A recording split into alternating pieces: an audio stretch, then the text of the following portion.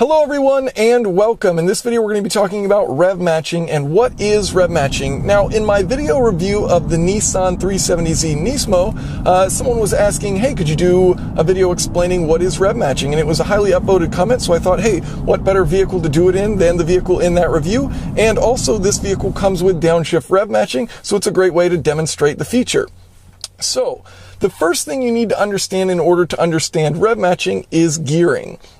And so what happens is when you're in first gear, you have a lot of torque because of the short gearing, but you can't reach a high speed. And so you can reach maybe 30 miles per hour very quickly, but you can't exceed maybe 30 miles per hour. It's going to differ for every vehicle.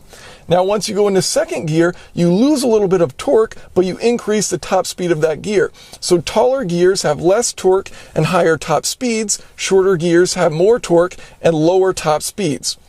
Okay, so now what we realize from that is at any given speed of your vehicle, let's say you're traveling at 40 miles per hour, when you're in fourth gear, your engine's going to be at 1 RPM. When you're in third gear, your engine's going to be at a higher RPM. And when you're in second gear, your engine's going to be at an even higher RPM. So for any given vehicle speed, any transmission gear will put your engine at a different RPM. Okay, great. So now the thing we need to understand is why is rev matching important? So what we have here is the connection between your engine and the transmission. So this is the clutch disc, and you can see it's splined internally. So this will be splined to the transmission, and whatever your gear you're in is what's going to rotate this. So if you're in first gear, this is going to rotate very quickly at lower speeds. If you're in sixth gear, let's say, this will rotate slower. This is splined to the transmission, so it's always going to be rotating with the wheels unless you have it in neutral.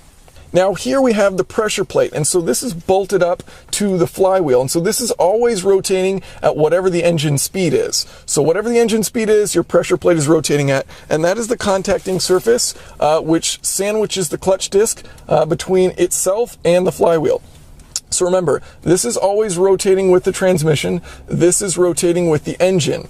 Okay, so now a little demo. Let's say we're in fourth gear and we want to put it in second gear. So both of these are currently engaged together, so they're both rotating at the same speed. We're in fourth gear and the clutch is engaged.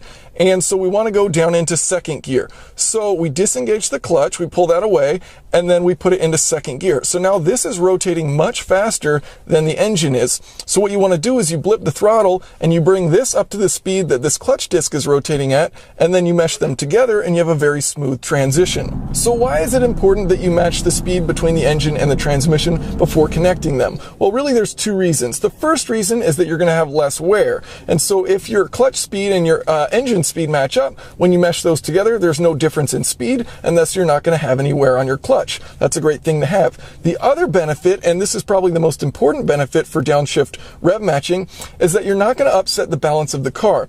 So in racing, if you're coming into a corner hard and you're in fourth gear, and let's say you need to make your way down to second gear, when you pop that into second gear, if you don't rev match and then you let out the clutch, what's going to happen is it's going to send that braking torque from the engine to those driven wheels. And so you're going to upset the balance of the car, and you could lose the corner. So what you want to make sure is that you have a really smooth transition into that gear so that you don't upset the balance of the car and you can maintain that corner. And you're not having any influence on the dynamics of the vehicle through the clutch, which you don't want. You want to have it all through the steering wheel, through your throttle application, through your brake application, not through the clutch. So that's downshift rev matching. I hope you guys enjoyed the video. Thanks for watching. If you have any questions or comments, feel free to leave those below.